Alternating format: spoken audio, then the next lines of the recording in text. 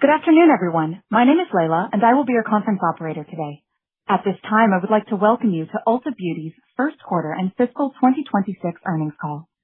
This conference is being recorded, and all lines have been placed on mute to prevent any background noise. After the speaker's prepared remarks, there will be a question and answer session. At this time, I would like to turn the call over to Ms. Kylie Rollins, Senior Vice President of Investor Relations. Ms. Rollins, please proceed.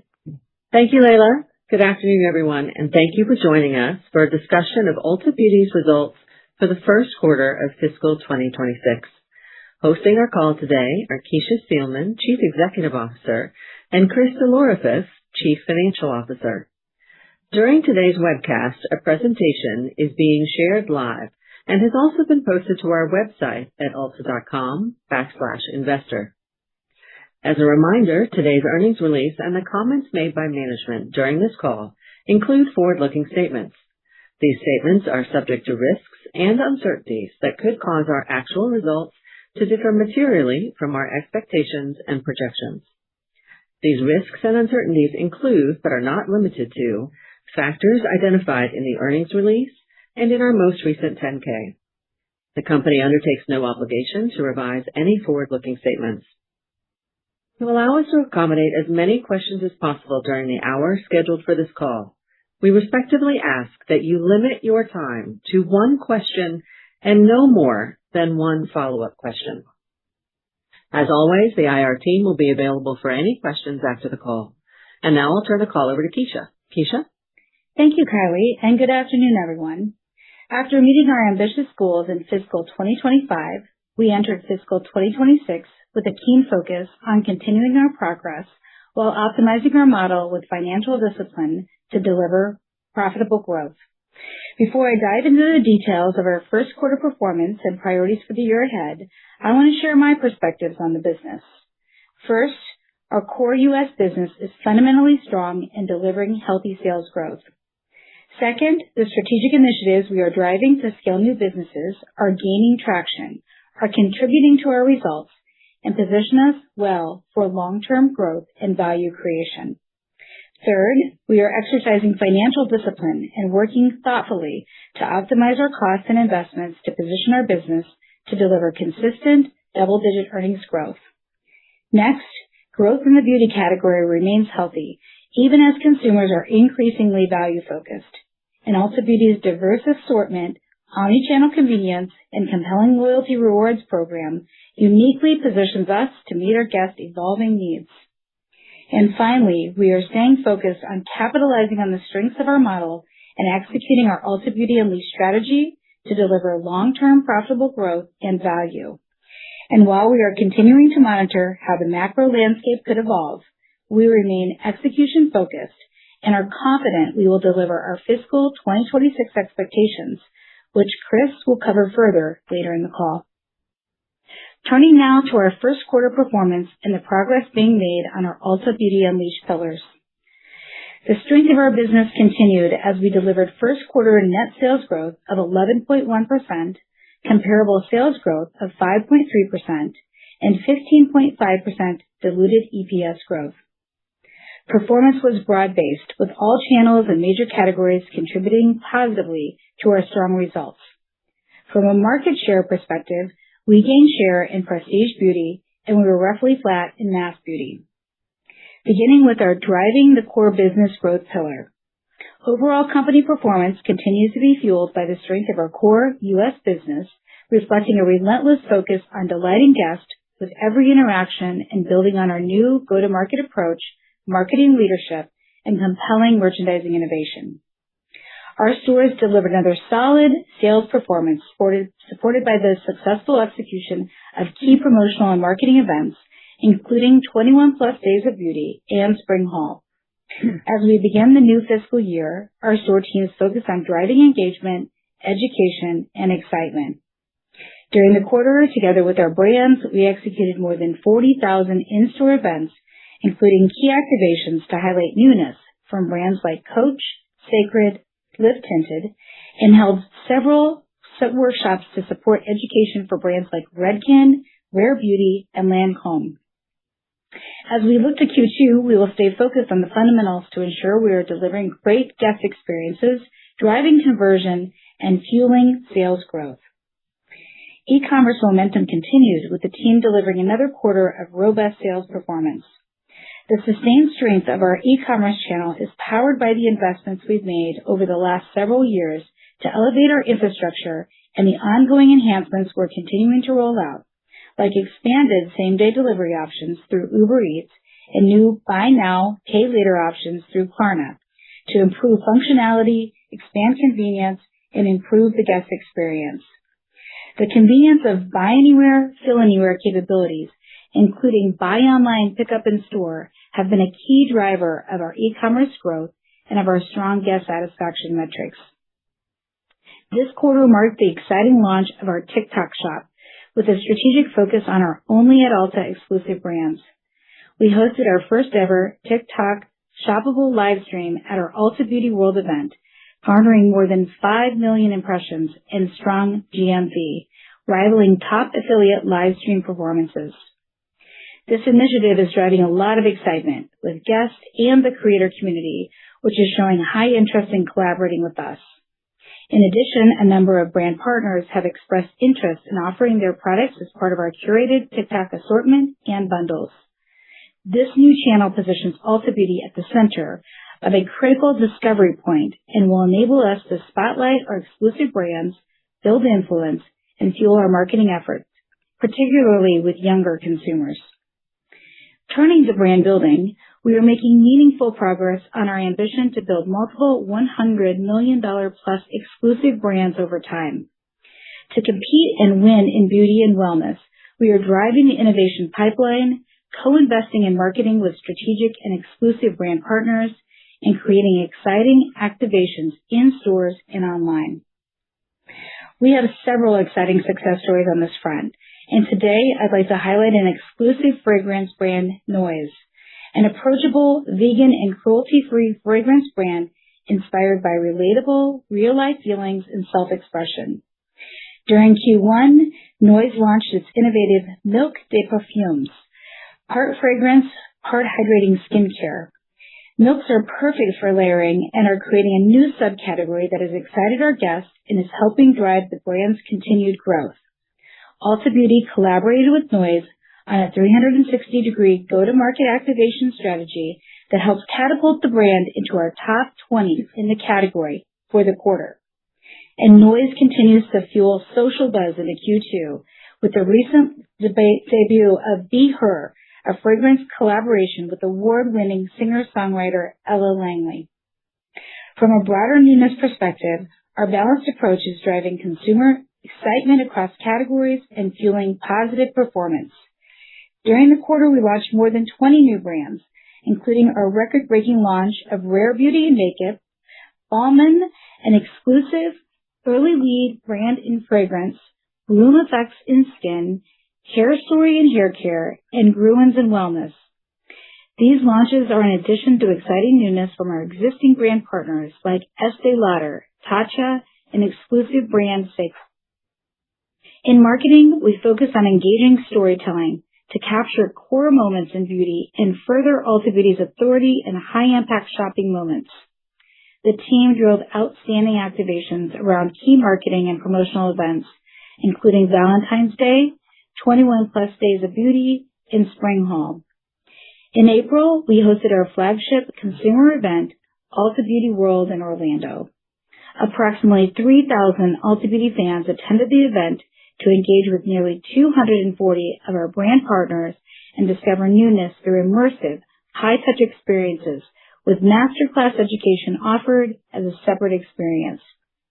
Building on last year's inaugural event, Ulta Beauty World drove strong engagement across PR and social and expanded into new platforms like TikTok Shop Live, more than doubling earned media value year over year. During the quarter, we expanded our Ulta Beauty Rewards loyalty program to nearly 47 million members, up 4% year over year. We are leveraging our vast first-party data and recent tech improvements to enhance our leadership in personalization. Our teams are building around key customer journeys and actions to maximize incremental sales driving opportunities. This includes utilizing our loyalty data to understand behaviors, predict replenishment purchases, and drive cart conversion. Moving to our second pillar, scaling new businesses. Beyond the U.S., we opened a handful of new stores across our international markets. Space NK, which operates stores in the UK and Ireland, continues to deliver healthy, well-balanced growth, expand its loyal customer base, and gain market share. In Mexico, we opened 2 new stores, including the grand opening of our Madero store, a unique 2-story building that blends modern beauty retail with historic architecture and charm in the heart of Mexico City. In addition, our franchise partner Al-Shaya opened our 3rd store in the Middle East at the Dubai Mall, one of the largest and most visited shopping destinations in the world. While the situation in the Middle East remains fluid, we continue to be excited about the potential of this flagship location and for the expansion opportunity in the region over the long term. Our marketplace continues to gain traction with the addition of exciting new brands and items.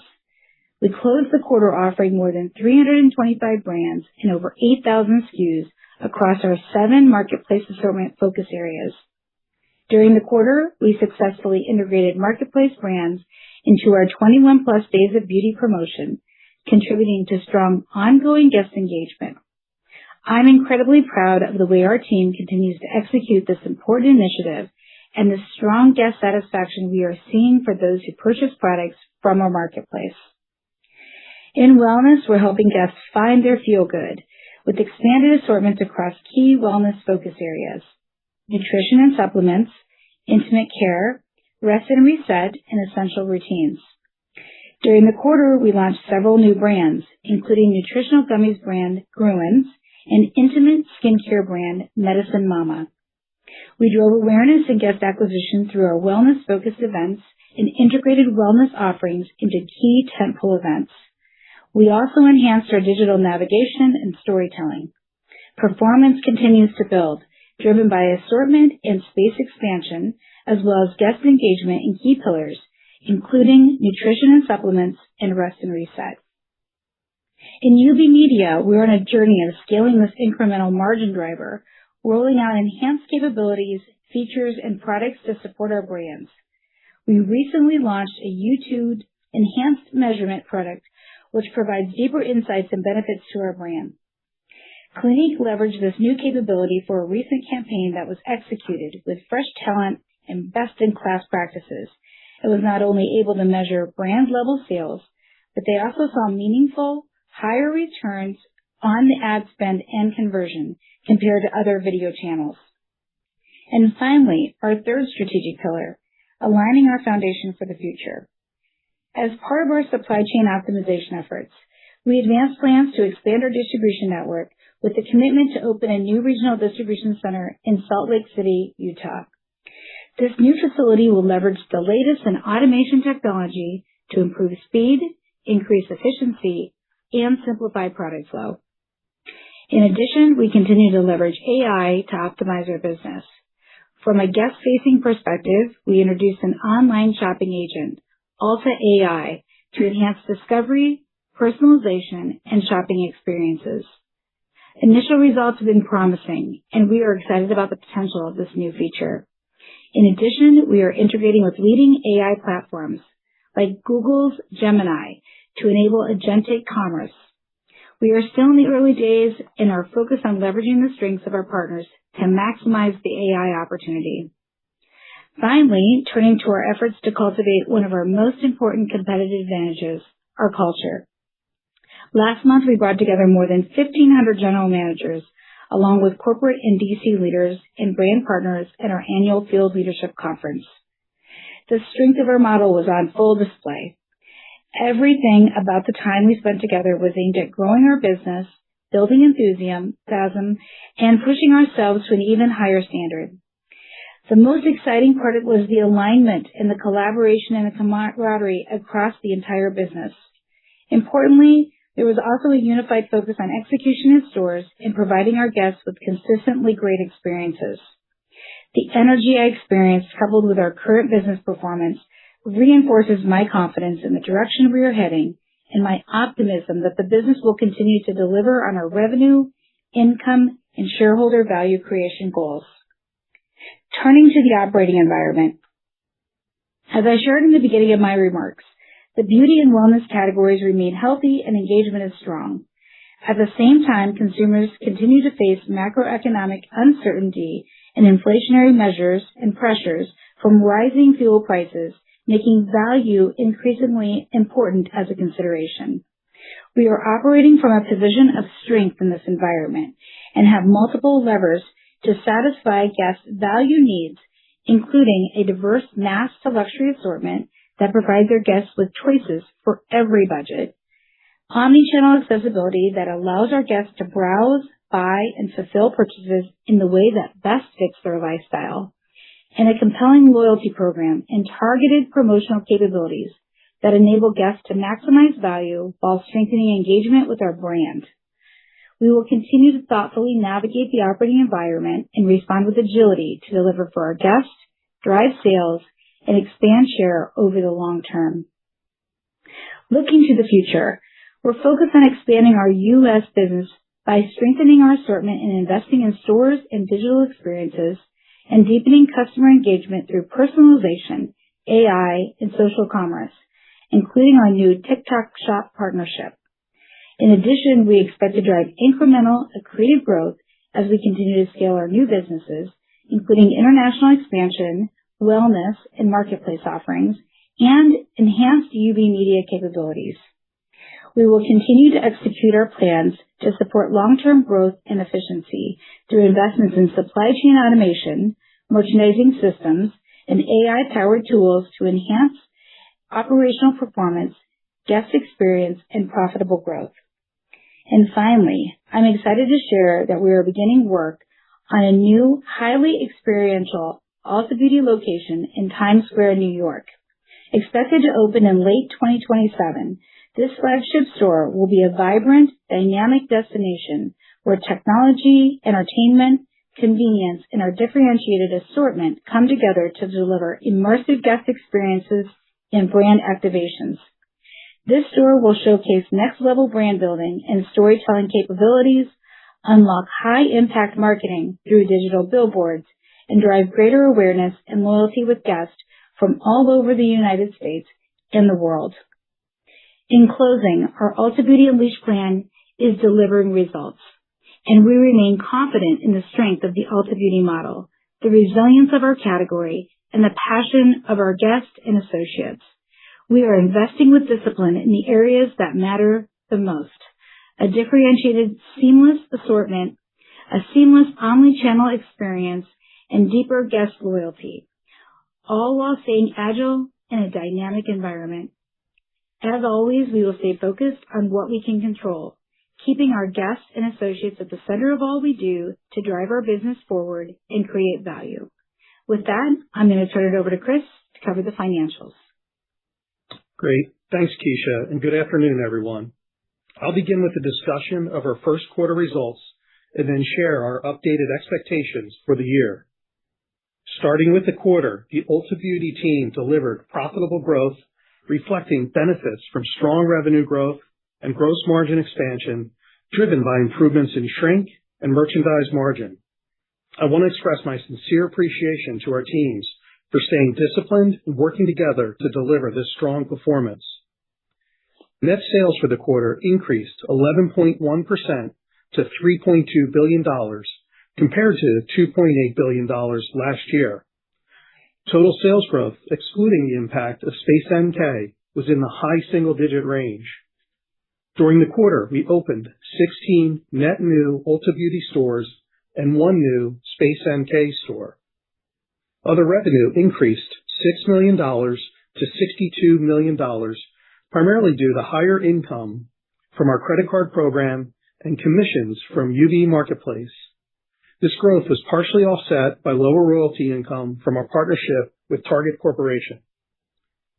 Comparable sales for the period increased 5.3%, driven by a 3.7% increase in average ticket and a 1.6% increase in transactions.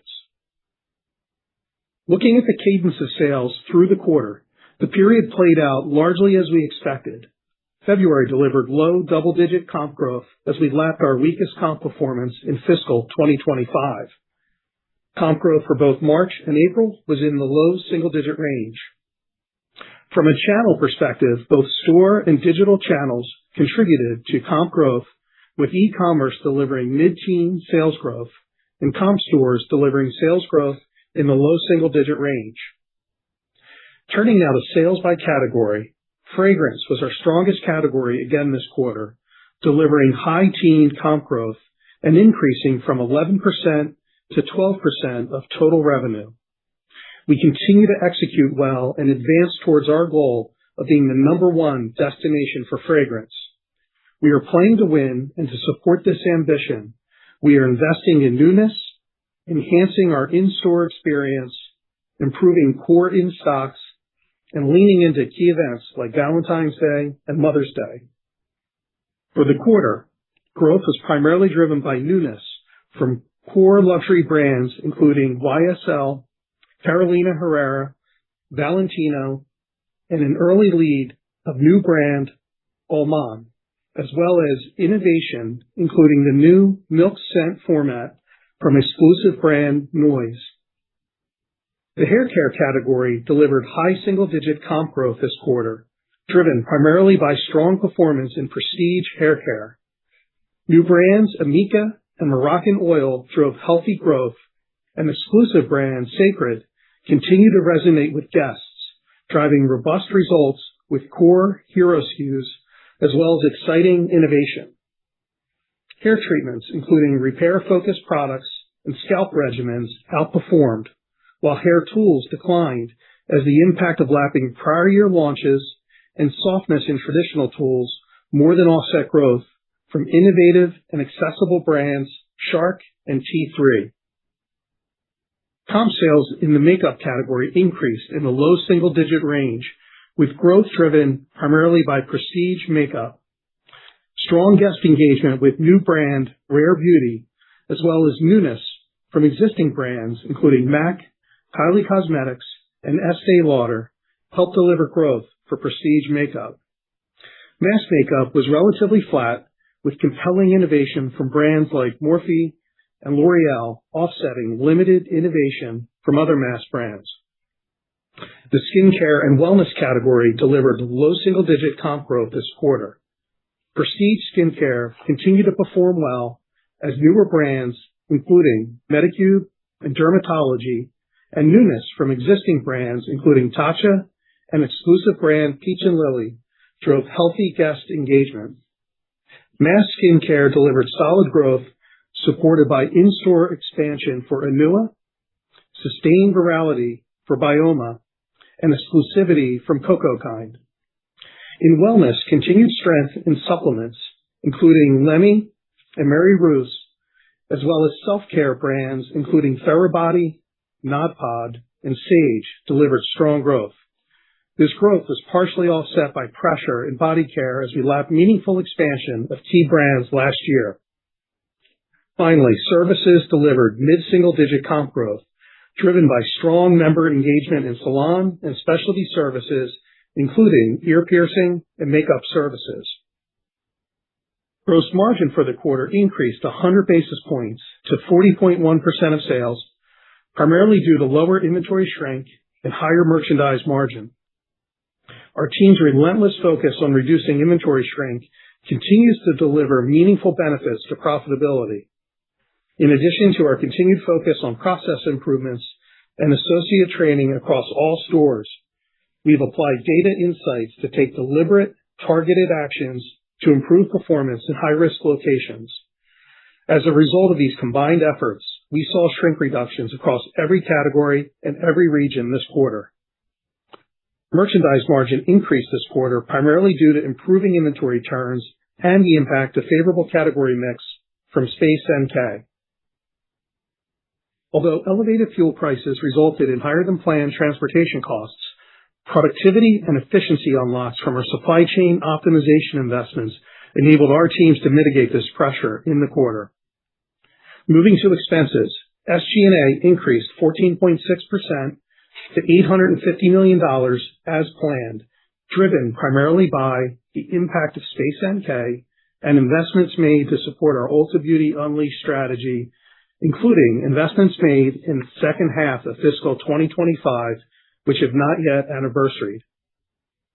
Operating profit grew faster than net sales, increasing 11.6% to $448 million, or 14.2% of sales. Interest income was $0.7 million, inclusive of the impact from our increased share buybacks. The effective tax rate decreased 70 basis points to 23.9%, primarily due to the purchase of transferable federal tax credits, resulting in a one-time income tax benefit recorded during the quarter. Wrapping up the P&L, net income increased 11.6% to $340 million, and diluted earnings per share for the quarter increased 15.5% to $7.74 per share. Moving to the balance sheet and our capital deployment strategies, our focus on cash management, including a disciplined approach to capital expenditures, is driving greater cash efficiency. We ended the quarter with $221 million in cash and short-term investments and $145 million in short-term debt. Total inventory increased 12.5% to $2.4 billion, primarily reflecting additional inventory to support new brands, the acquisition of Space NK, and the impact of 70 net new Ulta Beauty stores. On a per-store basis, inventory increased 1.4%. Capital expenditures were $58 million for the quarter, mostly driven by investments in new and existing stores. We executed against our increased share buyback plan and deployed cash and leveraged our revolver to support $555 million of stock repurchases during the quarter. Turning now to our updated outlook, we remain focused on expanding market share and delivering profitable growth in fiscal 2026. The first quarter positioned us well against these goals with strong execution throughout the P&L. At the same time, we believe it is prudent to take a measured approach to our guidance given the uncertain macro landscape. For the year, we are maintaining our guidance for sales and continue to expect net sales will increase between 6 to 7%. We expect net sales growth will be stronger in the first half, reflecting our strong Q1 performance and the benefit from the acquisition of Space NK.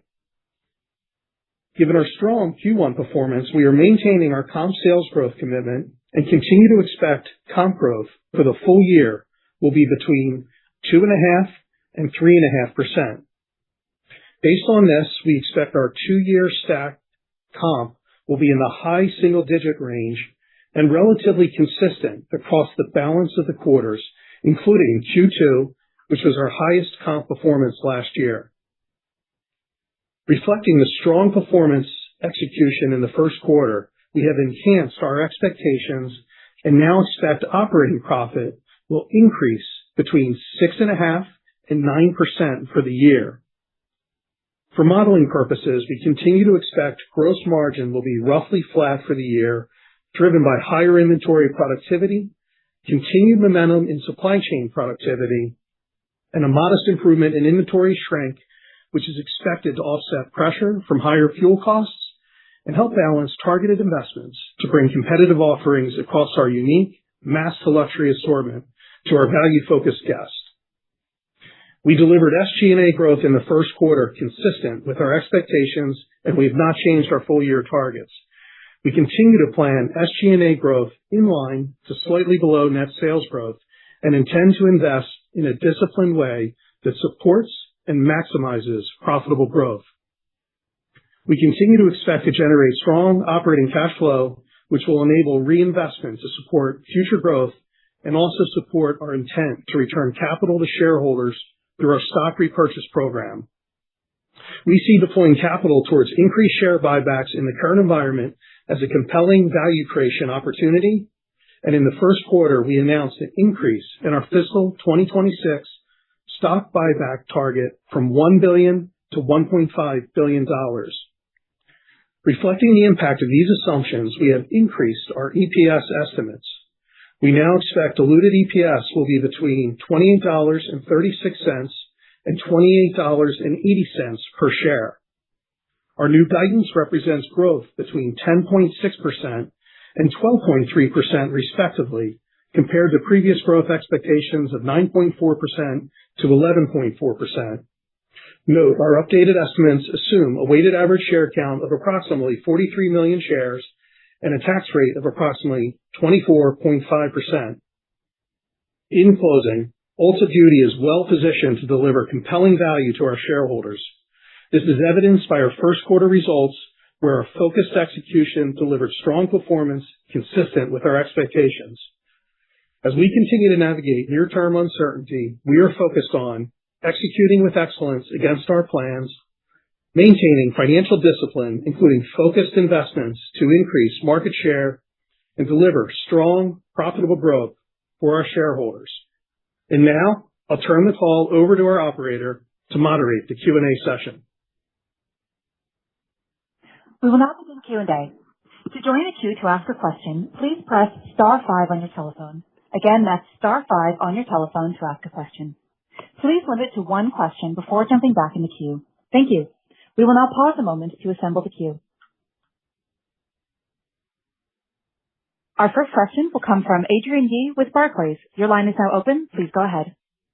Great. Thank you very much. And let me state my congratulations for a fantastic start to the year. Keisha, along those lines, I wanted to just talk about sort of like the categories year to date that you're seeing sort of the greatest return on the investments that you're making in the marketing and some of the heavy up SG&A that you've been doing. And then kind of along those same lines, Chris, can you talk about, you raised the lower end of kind of the profit expectations and then the higher end of the EPS, certainly due to probably the buyback, but the top line remained the same. So within the SG&A leverage, where are you seeing kind of the most visibility for the back half? Thank you so much. I'll start, Adrienne. Thank you for the question. Where we're seeing the investments really paying off is one of the strongest categories that we're seeing results in is really fragrance. When you look at Mother's Day, the Mother's Day promotion, how we've risen the fixtures up and been able to add assortment into our stores, and then the marketing that we've done along with it, that's definitely come into play.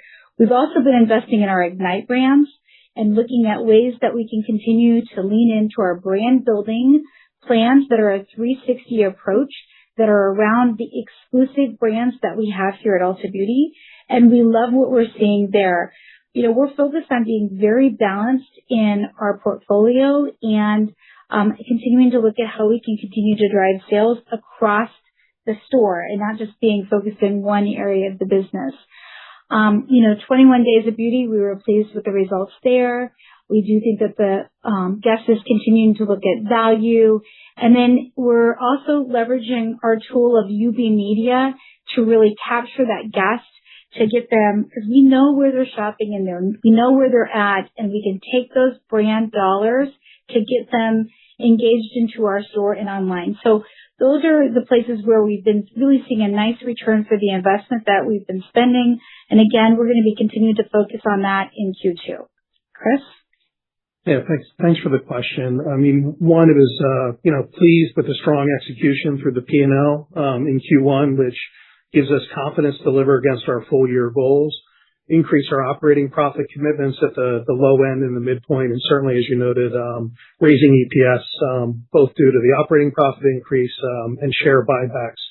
I'll go back to the principles. Our goal is to maximize value creation through driving increases in operating profit. As we start the year, we'll have opportunities both on the leverage side and both on the invest to grow slide, while maintaining discipline on margin and ensuring that based on the guidance we provided, our operating margin will not go backwards year over year, and there's opportunities for leverage within that. So as I think of the balance of the year, I'll point to where we're seeing some strength, right? We're seeing some strength in supply chain. You saw shrink play out positively in the quarter. The supply chain team continues to do a great job in supply chain optimization. I think you also saw very strong discipline and consistent performance on SG&A. So I would say there's some opportunities in there, but the balance of the year is going to be this: how do we thread the needle of trying to optimize growth while capitalizing on where those leverage opportunities and balancing those two to keep trying to deliver against and where we can drive operating profit up. Fantastic. Very helpful. Best of luck. Thank you. Your next question will come from Simeon Gutman with Morgan Stanley. Your line is now open. Please go ahead. Hi, everyone. Thanks for the question. So, two parts. First, the exit rate comp, or what you did, I think, was it April? I guess, is that as good as it gets, given the compare step up, or was there something unique timing-wise end of the quarter that pushed it down maybe temporarily? And then, Chris, just following up to what you said, some of the language you use, trying to optimize or managing both, is it in the plan for SG&A to step down and that's a given, or it's not a given and it's going to take some maneuvering as you work through the back half of the year? Thank you. Yeah, so maybe I'll take SG&A first. We're highly confident in the SG&A execution. The year's playing out as expected. Remember, we said we expected double-digit growth in the first half. That was largely attributable to Space NK and the anniversarying of Ulta Beauty Unleashed investments we made in the back half of 2025. That included wellness and marketplace as an example. We simply stepped down into low single-digit growth in the second half of the year because we're going to anniversary over those items. We are investing in the second half of the year. And we also have cost optimization that's helping actually, further get ROI and benefit and put more back in the business. So you're going to see SG&A consistently play out. What I was articulating is each year as we have opportunities to either further accelerate top line, that balance of top line versus leverage while maintaining discipline in margin and constantly adjusting those two levers to capitalize on opportunities to drive operating profit up would be the goal as we progress through the year. And you saw us do that in Q1. Obviously, there's the macro environment and some uncertainty there. We think this is a prudent guidance with strong double-digit EPS growth. And our goal at the end of the day is to be a consistent compounder of EPS at double digits. And this guide provides that. And I think you should feel positive about the strong execution in Q1. And then I'll take the comp trends. Q1 played out largely as we expected. February was in the low double digits as we left our weakest comp from fiscal year 2025. And then comp growth in March and April was in the low single digit range. As Chris shared, we continue to expect our comp sales growth for the year to be between 2.5% to 3.5%. And just as a quick reminder, second quarter 26 is our toughest comp comparison on a one-year basis over the strong results that we had in 2025. The guide implies high single-digit comp growth on a two-year stacked basis.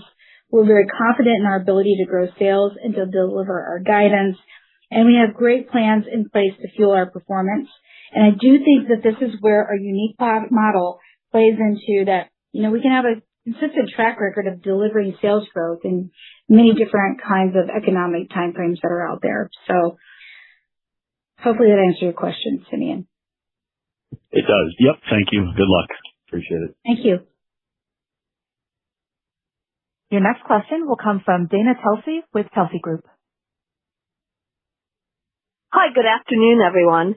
As you think about the sales growth, Keisha, which is very impressive with transactions and with traffic, as you exited the quarter, how's the exit rate looking forward? And just like you had Ulta Beauty World, what are the next events and how do they break out by quarter going forward? And then, Chris, as you think about the margin comparisons going forward, either on SG&A or gross margin, whether merch margin or others, anything we should be mindful of, and how do you think of the investment spend going into the margin profile through the shaping of the year? Thank you. I'll start and then I'll turn it over to Chris. Thanks for the question, Dana. Our ticket was up 3.7% in Q1. It was largely driven by product mix. Our transactions were up 1.6%. And that was in a challenging macro, environment. But we are really focused on how we can continue to drive traffic. We're very confident in our marketing and our merchandising plans to really support and to drive our business. And our teams are doubling down, particularly in stores, to really drive traffic and the guest conversion through our guest service, eventing, which we did a lot of events in the last quarter. We're going to continue that trend, loyalty, and personalized marketing efforts. You asked a little bit about Ulta Beauty World. We are really focused on creating excitement and energy both in our online platforms and in store. And we build great plans around, what activities we had last year and how do we continue to improve them even more for this next year. I'm pleased with what I see in the Q2 and the back half plans for, taking our learnings and continuing to improve always. The teams from a marketing, merchandising, store operations, and digital perspective are all working very, very closely together. And I feel great that the go-to-market team has good plans in place for Q2 and the rest of the year. Yeah, as you think of the margin and call it the profit profile as we progress through the year. So one, we actually have a very balanced first half, second half operating profit growth profile, which is positive. First half is modestly above the second half. Two primary factors there. Obviously slightly higher sales. And then as you think of gross margin, higher benefits of shrink in the first half of the year is the big difference. And we had articulated that, right? We started getting shrink benefits more through the back end of last year. We'll start cycling through success. As you move from first half to second half, first half will have stronger gross margin performance. Remember, SG&A is going to have the increased costs because of Space NK and the anniversarying of prior year investments we made. When you move to the second half of the year, you have a slight flip where you see the gross margin moderate a bit as planned, and then you start seeing the benefits of SG&A driving some margin improvement in the second half of the year with low single-digit growth. So it's playing out exactly as planned. Remember, we made investments in 2025 that we're going to continue to benefit from, marketplace, wellness, just to name a couple. But in 26, we're also making investments. We have agentic AI as a core strategy. We continue to invest there. Ongoing brand building investments that we talked about in the prepared remarks, and the personalization initiatives to maximize incremental sales opportunities. So we feel good about both the investment profile and the actions we're taking to deliver a strong, profitable growth profile for the year and ultimately deliver double-digit earnings growth. Thank you. Your next question will come from Michael Binetti with Evercore. Your line is now open. Please go ahead. Oh, hey guys, thanks for taking our question. Sorry to ask again about the near-term stuff. I think the stocks have been a little sensitive to it with the macro that you guys have commented on here, but I think it's a high single-digit stack would put second quarter in the maybe 1.5 to 2.5 range. I think you expected the category last time we talked to grow 2 to 4% this year. Is there any change to that assumption we should think about rest of the year or your ability to maintain share? And then on the gross margin, I guess it's implied to be down about 30 basis points after the first quarter being up 100.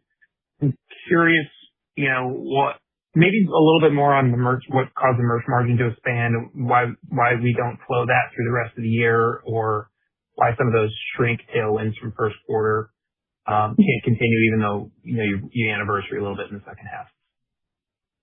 Thanks for the question, Michael. I'll start and then I'll kick it over to you, Chris.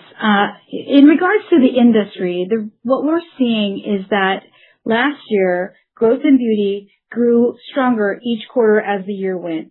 So we're going against stronger growth in the back half, and we expect that growth to really normalize as a whole. So that's really what we're seeing in the industry. We're still committed to share growth at Ulta Beauty, and we feel like that's implied in our guidance and our numbers that we've put in front of you guys today. The category is still competitive, and we know others are going to be continuing to level up the battle for share, which just means that we're going to have to be even better as we execute through the remainder of the year. And we are confident in our plans, brand building, exclusivity, and wellness. And then just as a reminder, if you look at our total sales, we came in at 11.1%. That's really strong when you're looking at the total market growth and where our growth came. That's nothing to be shy of. I'm really pleased with 11.1. Yeah. So, again, I would guess I just would close out by saying, we're staying really close to the customer needs, and we're continuing to sharpen our operational focus. We're making the targeted investments that Chris and I both talked about to really strengthen our long-term competitive advantage. And we are, playing our game and continuing to lean into the places where we can really continue to differentiate ourselves. Chris? Yeah, so I would just add one thing on sales. Obviously, our total guidance is 6 to 7%, which of course includes the one-time benefit from Space NK.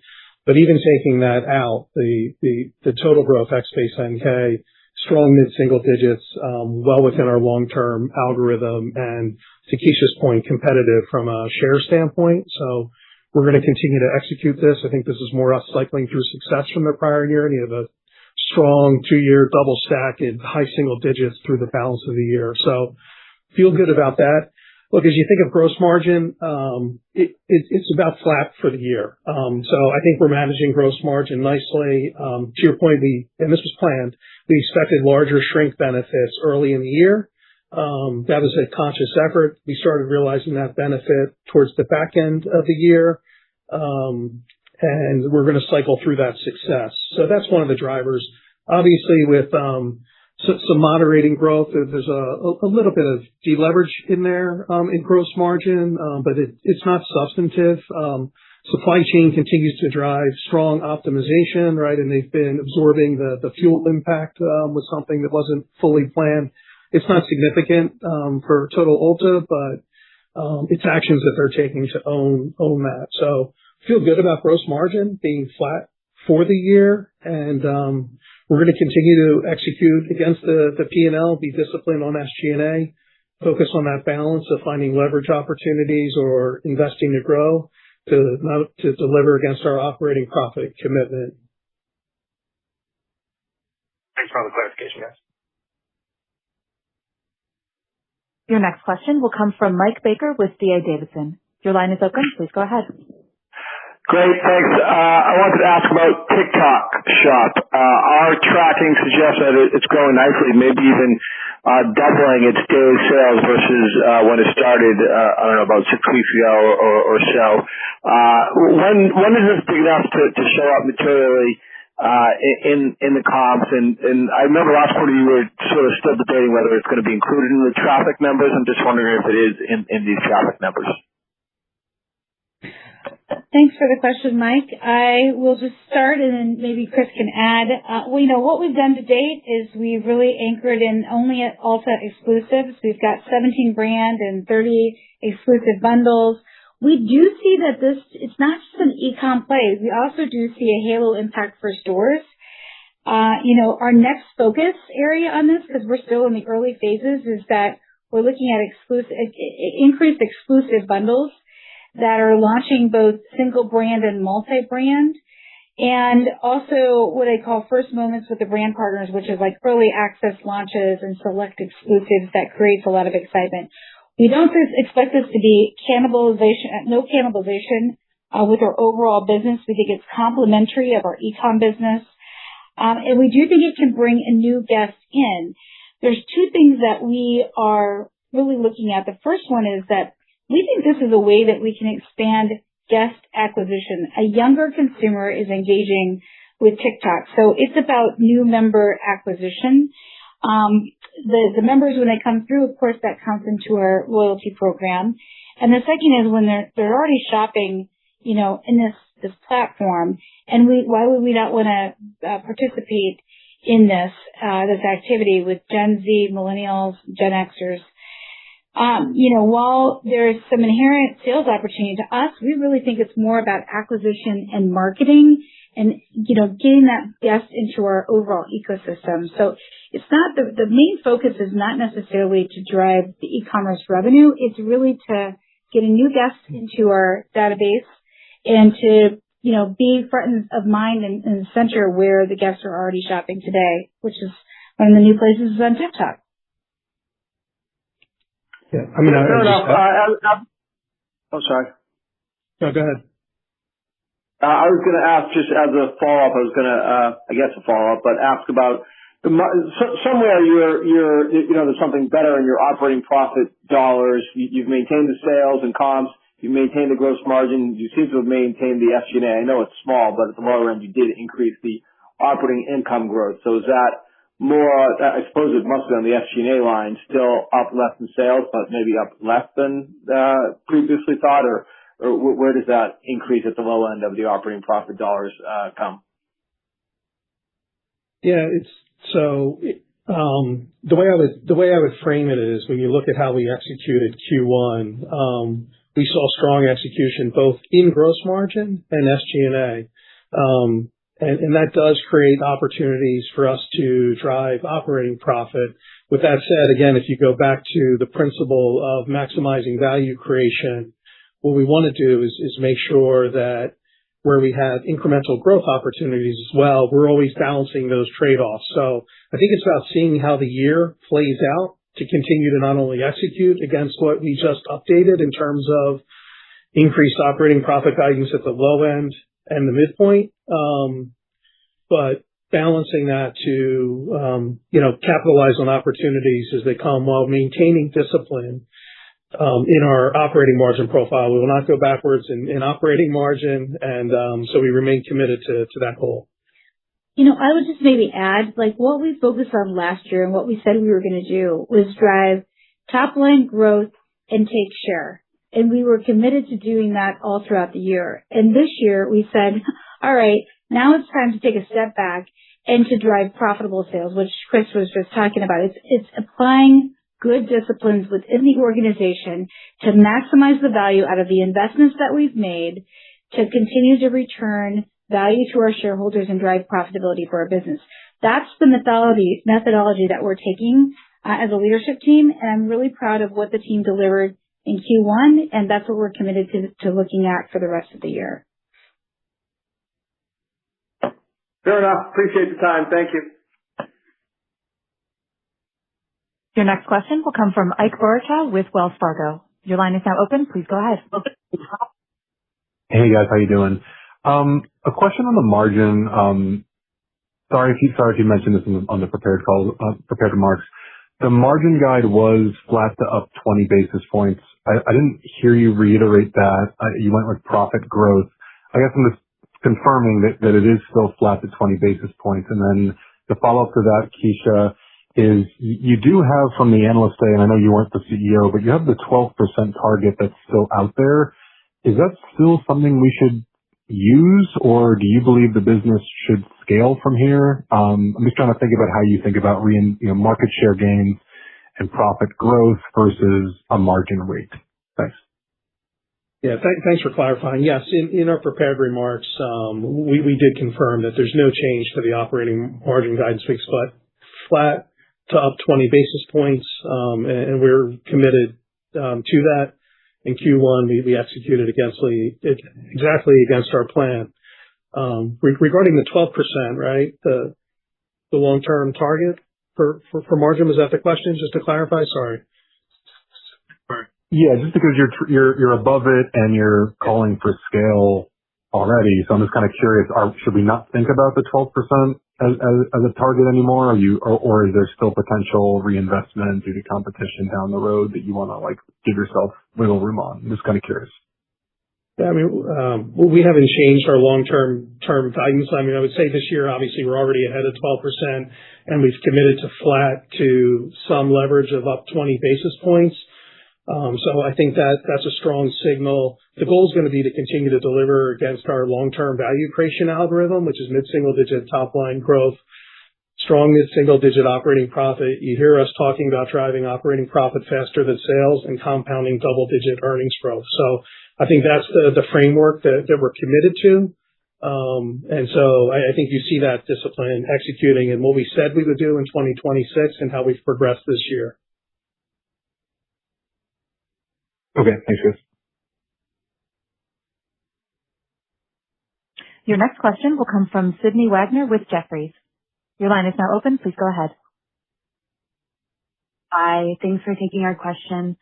Can you just talk about what you view as the primary driver of loyalty within the Ulta ecosystem, and how does that differentiate you versus other beauty retailers? And then can you discuss what you guys can do to drive higher frequency of visits within the category or within your consumers? Understand there's some value sensitivity there, but what's driving, the higher traffic or that consumer coming back more frequently? Thank you. Thanks, Sydney, for the question. What I would say around the loyalty program is that it's an easy to understand program that, the engagement is really high, especially on the app. So we have a great relationship with our guests, and they do understand what the return is for the investment and a little bit of information from them. When you look at where we think that we can really gain value out of the loyalty program, it's really through personalization. When you look at all of the tools and then you layer in AI capabilities into such a 47 million rich first party data set, that we can really maximize how we're communicating with that guest and offering them, some guests like a GWP, some want increased value, some want percentage, some want price point discounts. You name it. I could go on and on with the list and the different ways that you can communicate with them. That's really where the power of this mechanism comes. And a lot of times it's not even about discount. It's about education. It's about product recommendations. It's how you can continue to help them build the basket and then be predictive on what it is that they might need to be purchasing in the future. So when you look at, what the value is of our loyalty program, why they want to stay with us, it's because we have that deep-rooted relationship with them, and they do see the value that they get by participating in the program in and of itself. I think, Layla, we have time for one more question. Our next question will come from, your next question will come from Michael Lasser with UBS. Good evening. Thank you so much for taking my question. So there's been a lot of comments and points made on the call, and it's really feeding into this idea that the beauty category is increasingly becoming more competitive, both from some traditional players like mass merchants as well as the online channel.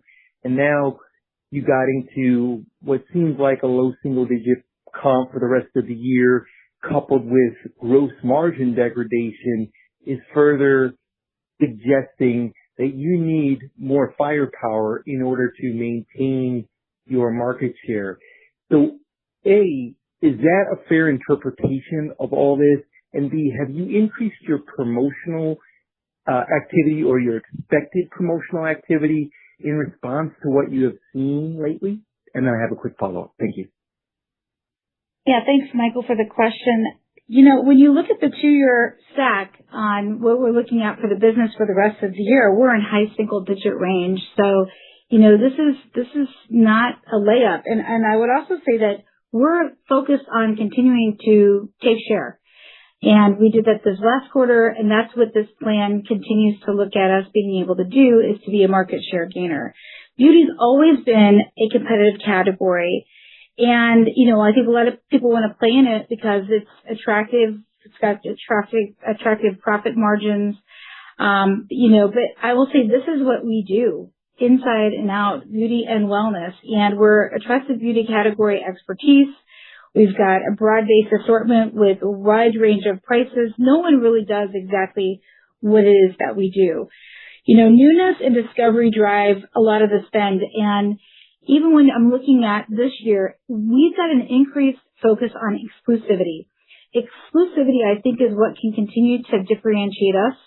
And it's not just exclusivity with big brands, because a lot of the big brands we already have. There's really nothing out there that's really what I would call overly meaningful that we don't really have in our assortment today. So it's really about exclusivity with an existing brand, or it's about this brand building, which I talked about in the prepared comments, of how do we find and curate and build a brand that could be serving a white space opportunity. Because again, no one has the insights that we do, because we have everything from mass to luxury and everything in between. So, our plan that we've put in place, or that we've shared in regards to our guidance, is assuming that we are going to continue to be a share gainer in the category. And again, you look at our 2-year stack, we're in the high single digit range. which I think is still very compelling for growth here at Ulta Beauty. Thank you very much for that. And my follow-up is, can you help calibrate the market's expectations? Should we expect traffic to be down over the next few quarters in light of everything you're seeing? And would you think that that's the case for the overall category, that it's just going to be driven by a rise in ticket more than anything else? Yes. Yeah, just to clarify, again, we're committed to strong profit growth. As noted in our guidance, right, we actually increased the operating profit growth on the bottom end, and by definition, the midpoint of the guide. It's balanced first half, second half, so it's actually pretty evenly spread. We're making adequate investments to do what Keisha just talked about, which is drive compelling growth and make sure that we're focused on share gains.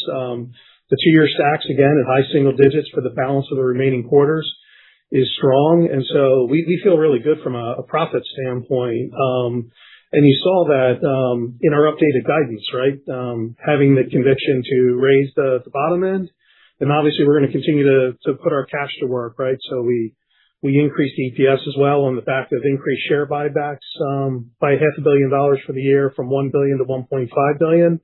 And have a very nice EPS growth profile of double-digit growth at about 11.5% at the midpoint. Thanks again, Michael. I would just say thank you everyone for joining us today. To wrap up, I'd like to thank our guests, our trusted brand partners, and dedicated associates for their engagement and support. I remain confident that we are on the right path to drive sustainable long-term growth and value creation for all of our stakeholders.